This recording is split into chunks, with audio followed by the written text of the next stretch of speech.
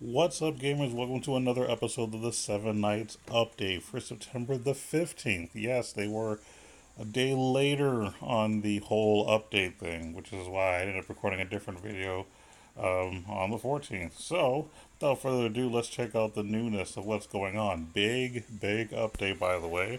Hope you guys are ready. Hope you guys commented well. I haven't read the comments yet, but I kind of already went through what's going on. So I'm just going to go over the important parts first and foremost. The most important thing, Tartarus. And yes, I did do a playthrough of this. It's going to be on YouTube if I haven't already done it first. But basically, it's a brand new content. Tartarus has been added. Tower of the Abyss content is no longer available due to the update of Tartarus. The Tartarus is the new territory discovered after the Tower of the Abyss, and you will battle against monsters and boss monsters through a total of 9 floors. By the way, if you look at my video, I was only able to complete 5 of those 9 floors. I did everything on auto, just showing it off, and it looks pretty cool. I'm not gonna lie, I like it. In the Tartarus, you will battle with a completely different turn system from the existing Seven Knights battle turn system. You will need a total of 15 heroes to set into battle, set your battle team and pending team. 5 heroes will fight in the battle as the battle team in Tartarus floors, and when the battle team heroes dies during the battle, you can continue the battle by replacing the fallen hero with a hero from pending one, team 1 and 2. The monsters will appear in waves the same way they appear in an unknown area, and the boss monsters will appear in certain waves. You get 1 free entry per day to enter in the Tartarus, and you can get additional entries by using gold. This basically tells you what you're going to get for whatever rank you are. I didn't check to see what rank I was when I did the other video, so whoops. But I'll check that out later. Maybe after I'm done with this video. But yeah, the length of the season has changed from being 1 month to 1 week. So even though the length is shortening, the season rewards have been increased overall. So better rewards. The season will end every week, which means the season rewards of Tartarus can be received every week. I'm okay with getting weekly rewards as opposed to monthly rewards because sometimes we just want our rubies sooner, we want our stars sooner. We just want it sooner so we can do more things. Especially when there's updates every week, we should get prizes every week so we can keep up with the updates. Very good with that. This is basically the rewards that you get for completing each floor. So in my case, since I did the first 5 floors, I got the 5 rubies for each one and the 9 star points for each one of those 5 floors. And it does get pretty rough starting at about 5. Rewards from clearing each floor have been decreased, but the amount of season rewards have been increased. So that's the thing is you get lesser rewards for participating, but higher rewards for doing better. I'm okay with that because they're still giving us something. Because back in the older days of Tower of Abyss, rest in peace, we were getting 10 rubies, and now you're only getting 5. So yeah, I can live with that.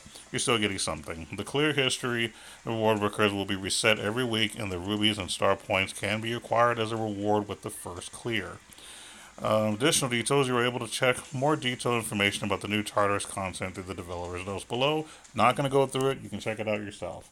The second most important thing about this, and I'm glad they're in this order, the revamp of some heroes. And I honestly think this is needed, and this is one of the reasons why this game is so good, because of the fact that they actually don't let, especially the star characters, just become obsolete. Whenever you're creating new characters in a game, they have to be better than they have to be good enough to more or less stay in the field, be able to be effective. So, which means you have to make them better. Well, to keep these guys from being obsolete, they have to basically update the older characters, like Lubu, for example, so that they'll still be usable. You can't have a Four Lord and just let it and never update him because then he won't be good. And what's the point of being a Four Lord if he's going to always suck? So, not saying that Lubu sucks, but I was really never a fan of him to begin with. So right now, his passive abilities it basically says becomes immune to all damage 7 times, which is good. Increases lethal rate by 50% and lethal damage by 50%. So it's pretty good if you're into the lethal damage thing. Uh, his one of his active skills now inflicts 50% physical damage on 4 enemies 3 times. Critical hit will be applied. Bleeds the enemy 5 times at a certain rate. So basically, he uses the bleed mechanic, which I don't believe he had previously. So that makes him a little bit better. And of course, we already discussed what bleed does, so I wanted to read that part to you. The next active skill inflicts 80% physical damage on 4 enemies 2 times. Piercing will take effect, which is always good, getting through all those void shields. Reduce the enemy's buff duration by 3 turns, which is also great. Anytime you can reduce enemies' buff durations by 3 turns, that's solid. 2 turns, it just doesn't do it anymore, and not very often. But here's the one that really needed the revamp more than Lubu was Kyriel. Now, I didn't mind Kyriel when she first came out, but she wasn't really one of those characters I thought I'd ever use. Like, I used her occasionally in Tower of the Abyss, and that was about it. But the revamp, she might be better. So let's check it out. Her Awakening skill now increases physical attack and magical attack of all allies by 100% 4 times. Protects all magic type allies from damage 2 times. This effect also applies to ignore armor and piercing attacks. This is a pretty good skill. Want to increase that damage, and she basically works well with mage teams. And I noticed that they're really pushing people to try to be creative to build a mage team or an offensive team or a universal team, and I like that. I like that it helps you to be more creative. Passive skill now becomes immune to all attacks for 4 turns and becomes immune to all damage 4 times. Really, really good. That means she has great survival ability. Love it. This effect also applies to ignore armor and piercing attacks. Increases debuff cast rate by 30% for all magic type allies. Protects all allies in the back row when the enemy reflects damage. So that part we knew about. But being able to increase the debuff cast rate by 30% was actually pretty good. Making sure you get those debilitating abilities on there sooner, more often. Good to go. Really, really solid. Other active or now active skill inflicts 80% magic damage on 4 enemies 2 times. Piercing taking effect, reducing the buff duration by 3 turns. Which again, anytime you can reduce buff by 3 turns, that's honestly the standard right now. Now, eventually, the standard is going to change to where it's going to be for 4 turns because now we're starting to find more heroes that can have resistance for 4 turns instead of 3. But right now, 3 is still the standard. That's a solid. Like I said, 2 turns. It doesn't matter these days.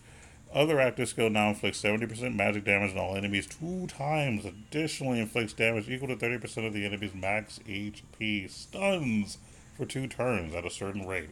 So again, not bad. Basically, this is just kind of dealing damage plus percent damage as well. It just makes sure that you're dealing solid damage. That's basically what this is. So, and then of course, being able to stun potentially is a good thing. Kind of helps with her, passive ability on increasing the debuff cast rate. So that works. So basically, she's better. I'm glad that they gave her this. Is she going to be arena worthy? In the right mage team, yes. I do believe that she could be arena worthy. You might see a little bit more of her. A little bit more. Who's going to see more Kyriel or Lubu? I'm going to probably say Lubu. But we'll see. I like them both right now. They also have new costumes. So basically, Ace has a new costume, which I actually like this costume. He almost reminds me of Zero from the Mega Man X series. So I might actually buy this one day because I just think it looks cool. These are basically their legendary costumes, so they get more stats. So 300 plus, health, 50 plus, physical damage or attack, and then 30% or 30 defense. So that's what you're getting for spinning those rubies and topaz. Totally worth it. Go ahead and do it, especially if you like the art. I will probably buy this when I get more rubies. Sun Wukong has a new outfit too. Destroyer of the Abyss. These are all Destroyer of the Abyss costumes, by the way. Awesome costume. Really, really dig it. Also, Lubu, of course, has one as well. And then, yes, of course, Ren does. I've actually bought the Ren one, I think I did. No, I didn't. I didn't buy the Ren one. I'm thinking about it. And then, of course, we have one for Teo, one for Kyle, and one for Karma, which which I actually bought, and you see me actually use them in the video that I did about the new event. Moving along, we also have one for Yan He, and then they're all like the same stat boost that you get. So there you have it. Worth it. The next thing basically tells you that there's summon ticket sales. I'm not really going to push that. There's basically new jewel added. Yay. For Lord Jules, you can just read about it. It's not really important for me to really go over, so I'm just going to skip over this. You can read this on your own, or you could just kind of pause the video if you really want to just sit here and read it, but you can honestly just load the game and read it yourself. Really don't want to go through all that. Just going through really the meat and potatoes here.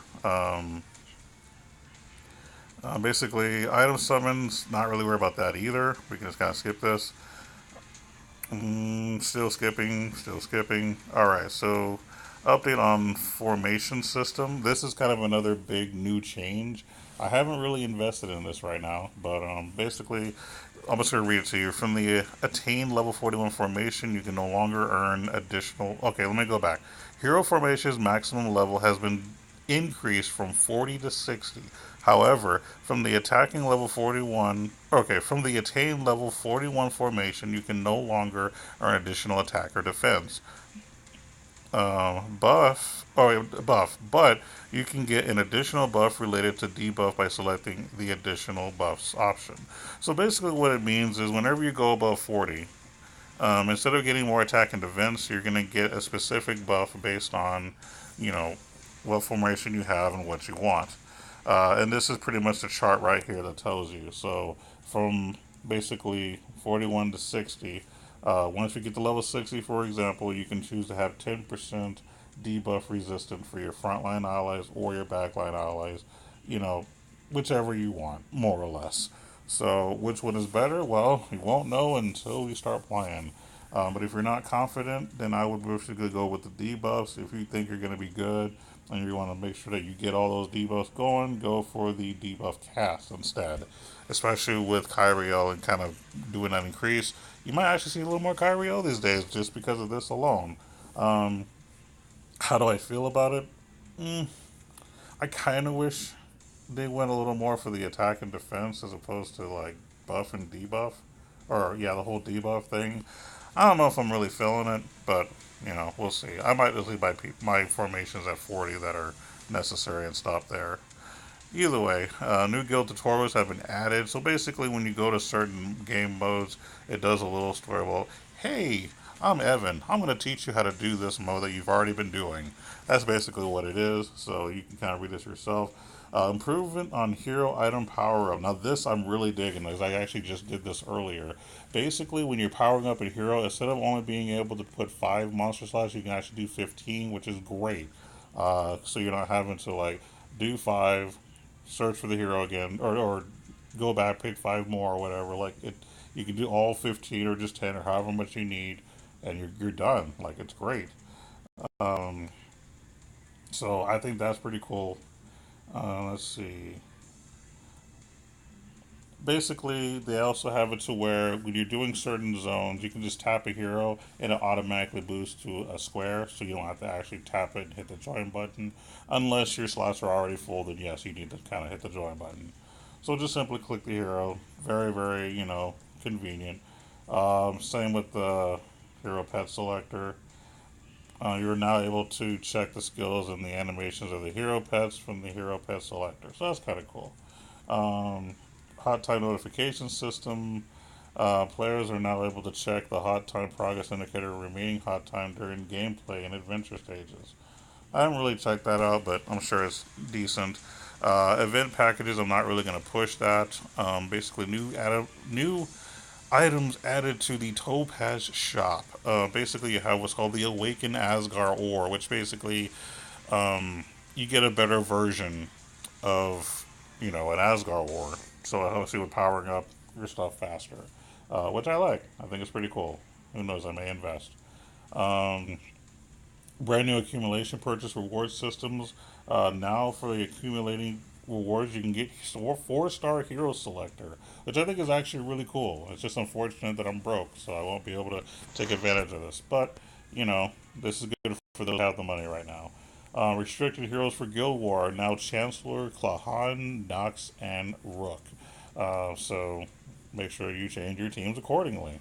And then moving right along, we got the hero pet acquisition rate that's up for Carl and Dello. Um, and then, of course, these are your new raid recommended heroes for those who participated in Ray. May's Lucky Calendar has ended. The battle entry screen has been improved, which I actually do like. It's kind of cool. And then they changed on a leader icon quest for the guide quest. Basically, they replaced Tower of Abyss with Floor of Tartarus. That's really what it is. Pictures are still the same. They just kind of changed the wording because of a new replacement.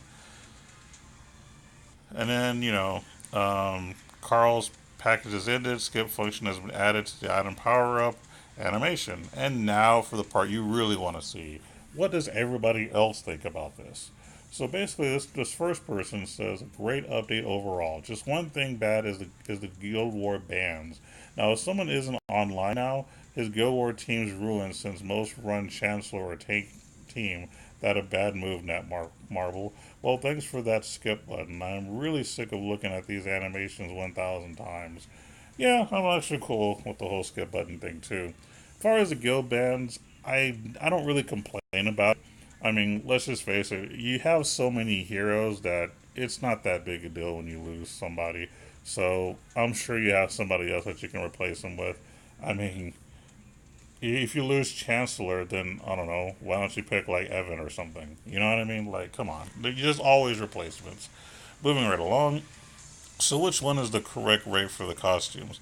It's 200 physical plus 40 attack plus 20, the stats on the picture, or the 350 and 30. It's the 350 and 30. What you're looking at is just a test server thing. That's probably where you're getting confused. I actually did this for a costume. It is 350 and 30. Moving right along.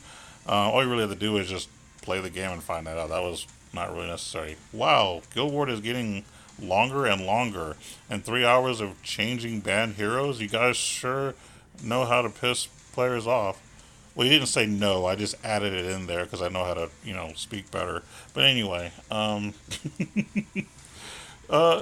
honestly, I'll admit, yeah, it kind of threw me off too. It didn't really affect my team at all, thankfully. But I actually kind of like the idea of just kind of randomly throwing it in there and not giving it a lot of time to switch. It kind of adds a little element of surprise, like oh crap, it can kind of throw things off and make things a little more interesting. I'm actually okay with them kind of like putting it spur of the moment, and I think that adds a cool little element. If your guild's not prepared or if they're not logging in enough, well, you just have to deal with it. By the way, shout outs to my guild, the Dragon 7 Knights. We're doing really well in Guild War these days, so keep on, participating. I appreciate that.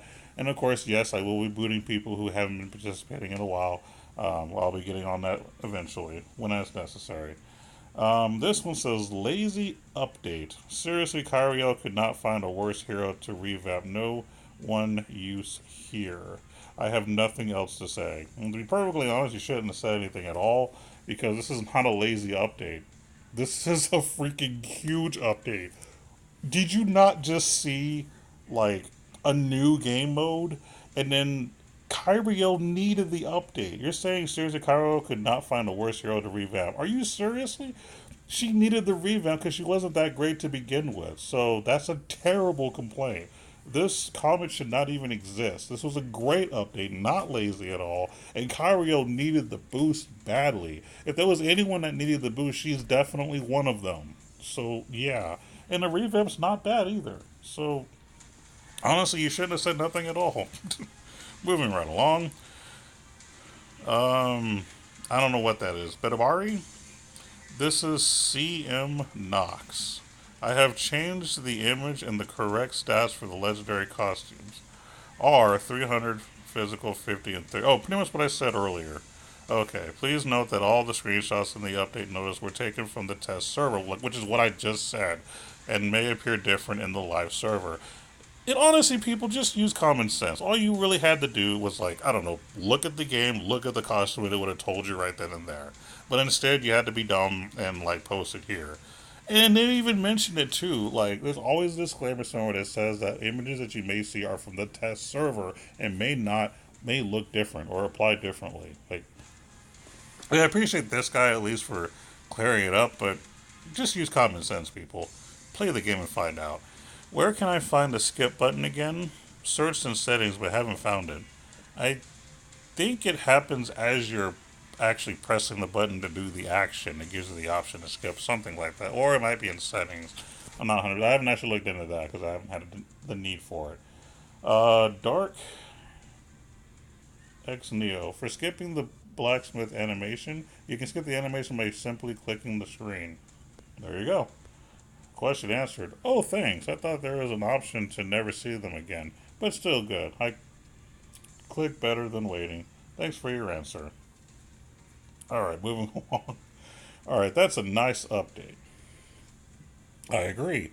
One of the most important since 3 4 months. Why? Just because you just okay. So he's being sarcastic. Okay. So one of the most important since 3 to 4 months ago. Months. Why? Just because you decided to rework special units through Lubu and Kyriel. That's a very good point for Old Lord. I hope that will continue. Step. Okay. Just a point. Adventure auto battle does not work. Even if skills are set, they are not selecting during the battle. Hard to farm rubies with that issue. Hope you will fix it soon. Um, I think he's being sarcastic, obviously. um, I think it's a great update. I mean, I think that, the revamp of well, not really. The revamp of the two characters was needed because everybody needs it eventually, and of course the new game mode's not horrible. Yes, I wish Tower of the Abyss was still around, but this is not a bad one. And as far as we was talking about, as far as the adventure auto battle not working, I've had no issues with it personally. So I don't know if it's just something with yours or if other people are having it, but I've had no issue with it personally. Why did you change Kario's skill Regulus from 5 AoE target to 4 AoE target? She was very nice against Mew Mo Wang, world boss, to kill the minions, ET score a bit more. Not so bad update, by the way. Well, I'm okay with changing things from 5 target AoEs to 4 target AoEs because there are actually a few characters that protect or have resistance to anything that says 5 target AoEs. So this actually makes her potentially better because there's less resistance for what she's doing. 4 seems to be the magic number because there are certain heroes that resist 5 target AoEs and 3 target AoEs, but I haven't seen anything that resists 4 target AoEs. So this was actually a bump more than anything else. And then that's pretty much it for the first page. And we know that I only go through the first page because I'm not going to be doing this all day long, looking at every single page. But overall, my opinion, I like the update. I think that both Kyriel and Lubu needed an update. I was never a fan of Lubu to begin with, but knowing that he got something better is great. I like the fact that he can do bleed now, and I also like the fact that Kyriel has the ability to basically help boost the debuff rate for other mages. I think that's actually really cool. So good with that. I actually like the new Tartarus event. Again, I posted another video about it, so you can check it out. And yeah, I mean, other than that, I mean, overall, this was a decent update. I really have nothing that I can legitimately complain about, with the exception of losing Tower of the Abyss. I mean, I think they should have gotten rid of either World Boss or Raid. Probably World Boss, to be honest. I could probably do without War Boss and just keep Raid. I mean, that's really, they should have just got rid of War Boss, kept Tower of the Abyss, and then added Tartarus, and I'd have been happy. Because that'd be more rubies that I can get, to do more things, and I don't know, just have more fun. But that's going to be it for the video today. I hope you guys watched it. Also, for those of you who don't know, me and my boy Handy Killcam do a podcast every Wednesday at 10 a.m. Central. Check him out on Twitch TV, Handy Killcam. Want to know how to spell it? Look at my subscribers list. He is actually one of the people I subscribe to. Whatever the spelling is on his channel is the same spelling on his Twitch channel as well. So check us out on Twitch TV every Wednesday at 10 a.m. Central. We talk about video. It's basically a video game podcast. Just give you the latest and greatest, on just what's going on in video gaming news in general. So check it out. I'm usually the mobile gaming guy. He usually does a lot of the console gaming stuff, and then we talk about other subjects that happen here and there. So check it out. Give us some support. Just by watching, we appreciate that. And for those of you who are already watching, thank you for watching already. And with that, we're signing out. So you guys take it easy.